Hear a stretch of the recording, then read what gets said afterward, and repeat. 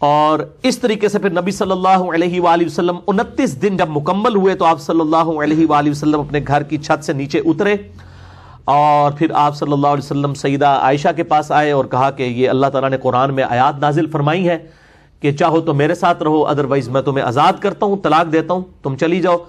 تو سیدہ عائشہ نے کہا کہ میرے ماں باپ آپ پہ قربان، یہ کیسے ہو سکتا ہے کہ میں آپ کے مقابلے پر دنیا کو اختیار کروں، میں اللہ، اس کا رسول اور آخرت کا گھر چاہتی ہوں۔ اور پھر آپ صلی اللہ علیہ وآلہ وسلم نے سیدہ حفصہ کے سامنے بھی یہ معاملہ رکھا اور پھر کہا کہ اپنے ماں باپ سے مشورہ کر لو، لیکن انہوں نے کہا ہم نے مشورہ کیا کرنا ہے، ہم اللہ اور اس کا رسول اور آخرت کا گھر چاہتی ہیں۔ یہی الفاظ قرآن حکیم کے اندر موجود ہیں جو آفر دی گئی تھی۔ تو یہ میرے بھائیوں پورے کا پورا واقعہ تھا، اسے واقعہ ایلا کہا جاتا ہے۔ یہ آپ صلی اللہ علیہ وآلہ وسلم کی زندگی کا بڑا اہم ترین واقعہ ہے، اور اس کی امپورٹنس کا اندازہ آپ اس چیز سے لگائیں کہ اللہ تعالیٰ نے اس واقعے کو قرآن میں ڈسکس کیا ہے۔ احادیث میں تو اس کی ڈیٹیلز آئیں، لیکن اس کا بلو پرنٹ، ابتدائی خاکہ قرآن کے اندر من ون اسی طریقے سے موجود ہے۔ اور یہ بڑا حیران کن معاملہ ہے کہ اللہ تعالیٰ نے اپنے محبوب صلی اللہ علیہ وآلہ وسلم کی عزت اور توقیر کی خاطر بالکل اس چیز کا خیال نہیں کیا کہ آپ کی بیویاں قیامت تک ڈسکس ہوں گی، اس حوالے سے کہ جو انہوں نے نبی صلی اللہ علیہ وآلہ وسلم کے ساتھ اس طریقے سے زبان کے معاملے میں احتیاط نہیں کی۔ اللہ تعالیٰ نے اس چیز کا خیال نہیں فرمایا، کیونکہ آپ صلی اللہ علیہ وآلہ وسلم امت کے لیے رول ماڈل ہیں۔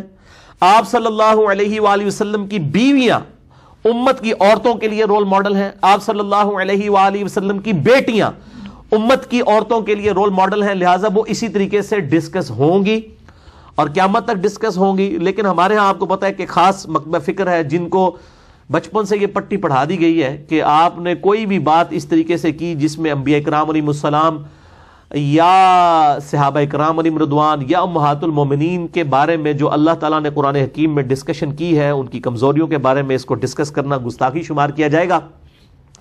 میرا خیال ہے یہ عقیدہ پروپیگیٹ کرنا اور اس کو بیان کرنا بذات خود ہی کفر کے کیٹیگری میں لے جائے گا، کیونکہ are you trying to teach your god, کیا اپنے خدا کو آپ یہ ٹیچ کرنا چاہتے ہیں کہ قرآن حکیم میں یہ آیات کیوں نازل فرمائی؟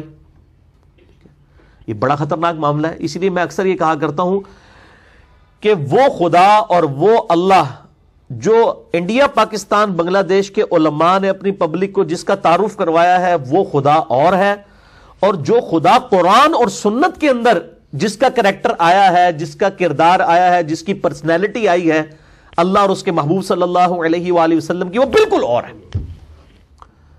اسی لیے وہ جب ہم کوئی بات کتاب و سنت سے کرتے کہتے ہیں سیدھا آج تک سنی نہیں، حالانکہ ان کو پوچھیں کہ آپ نے کتنی ماشاءاللہ پی ایچ ڈی کی ڈگری کر لی ہے قرآن و سنت میں، آپ کیا آپ کے باؤ اجداد نے بھی ایک دفعہ قرآن پاک ہی پورا ترجمے سے نہیں پڑھا ہوا، تو آپ اتنا بڑا کلیم کر رہے ہیں کہ ہم نے تو آج تک یہ بات سنی نہیں ہے۔ بھائی ہم نے، آپ نے نہیں سنی تو آپ اللہ کا شکر ادا کریں کہ یہ قرآن پاک میں لکھی ہے۔ اگر آپ بریلوی ہیں تو امام رضا بریلوی صاحب کا ترجمہ پڑھ لیں، اگر دیوبندی ہیں تو اشرف علی تھانوی صاحب کا ترجمہ پڑھ لیں، اگر آپ اہل حدیث ہیں تو آپ جونا گڑھی صاحب کا ترجمہ پڑھ لیں، اگر آپ اہل تشیع ہیں تو سید فرمان علی شاہ صاحب کا ترجمہ پڑھ لیں۔ آپ کسی بھی مکتبہ فکر سے، اگر آپ کچھ بھی نہیں ہیں، سمپل سادے مسلمان ہیں، تو آپ فتح محمد جلندری صاحب کا اور مولانا مودودی صاحب کا ترجمہ پڑھ لیں تو آپ کو پتہ چل جائے گا اس میں تو کوئی تحریف والا معاملہ ہی نہیں ہوا۔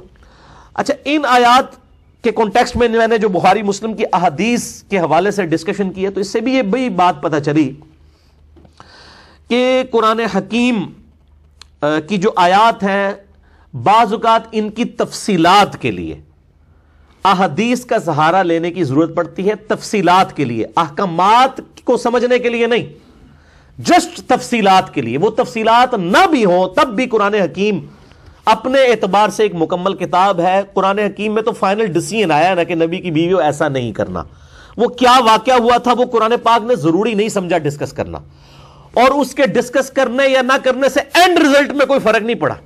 اکثر یہ لوگوں کو بیماری ہو، شان نزول لبو جی کیا تھا جی، شان نزول لبو، کوئی شان نزول جو بھی ہو، اینڈ ریزلٹ وہی ہے۔ ٹریفک سگنل کے لیے گرین کے اوپر چلنا اور ریڈ کے اوپر رکنا کیوں رکھا گیا؟ اس کا شان نزول کیا تھا ٹریفک قوانین بنانے والوں کے لیے؟ یہ ایک انٹرسٹ کی بات ہو سکتی ہے کہ جی گرین رنگ جو ہے اچھا لگتا ہے، گرینری اچھی لگتی ہے، ریڈ کلر جو ہے وہ بلڈ کی نشانی ہے، یہ خطرے کی نشانی ہے، شاید یہ وجہ ہو۔ لیکن یہ وجہ کچھ بھی ہو، اینڈ ریزلٹ یہ ہے کہ ریڈ کے اوپر رکنا ہے، گرین پہ چلنا ہے۔ اینڈ ریزلٹ کبھی چینج ہوگا نہیں۔ اسی طریقے سے قرآن حکیم کی آیات کا جو اینڈ ریزلٹ جو آیا ہے اس کے شان نزول سے اس کے اینڈ رزلٹ پہ کوئی فرق نہیں پڑتا.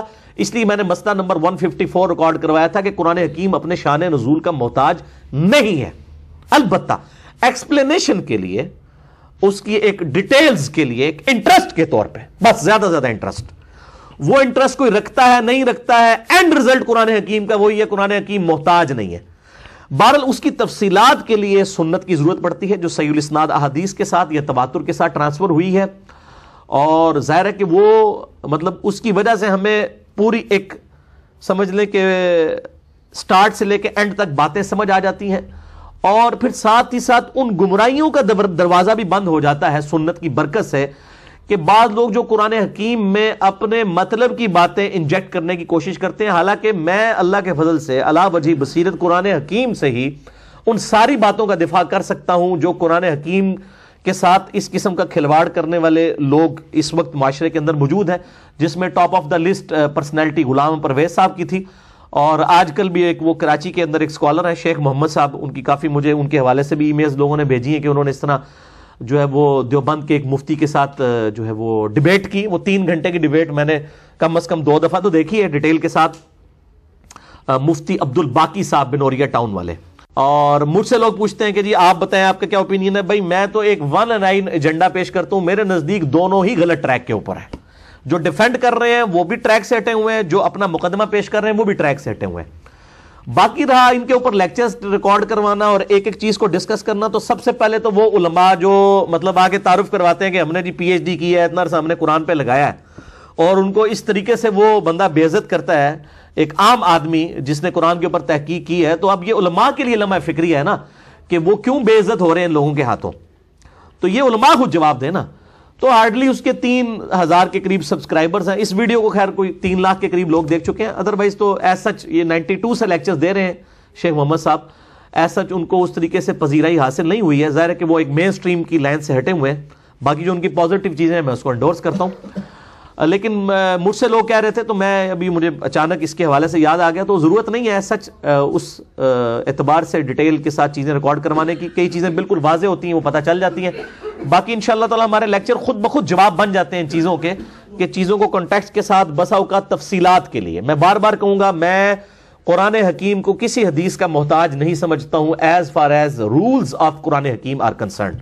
اور میں اس چیز کو قرآن حکیم کی جو ہے توہین سمجھتا ہوں کہ اگر کوئی شخص کہے کہ قرآن جو ہے وہ سمجھنے کے لیے احادیث کا محتاج ہے.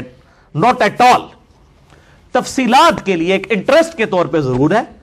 باقی قرآن حکیم میں جو رولز آئے ہیں من و عن اسی طریقے سے وہ قبول کیے جائیں گے. باقی یہ کہنا قرآن حکیم میں نماز کا طریقہ نہیں آیا، تو میرے بھائی قرآن حکیم کا ٹاپک یہ نہیں ہے نا. قرآن حکیم کا ٹاپک عقائد ہے، تو اس میں ظاہر نماز کا طریقہ تو نہیں ہوگا. ہاں رکوع کا سجود کا ذکر ہے، لیکن پورے کا پورا بلو پرنٹ تو نہیں ہوگا. وہ تو نماز کا پورا طریقہ تو کسی ایک حدیث کی کتاب میں بھی نہیں آیا. ہمیں درجنوں احادیث کی کتابوں کو جمع کر کے میں نے ریسرچ پیپر نمبر 8 لکھا ہے، مکمل نماز محمدی صلی اللہ علیہ وآلہ وسلم. 140 صحیح الاسناد احادیث کی روشنی میں صرف 4 صفحوں کے اوپر میں نے ان کو سمویا ہے.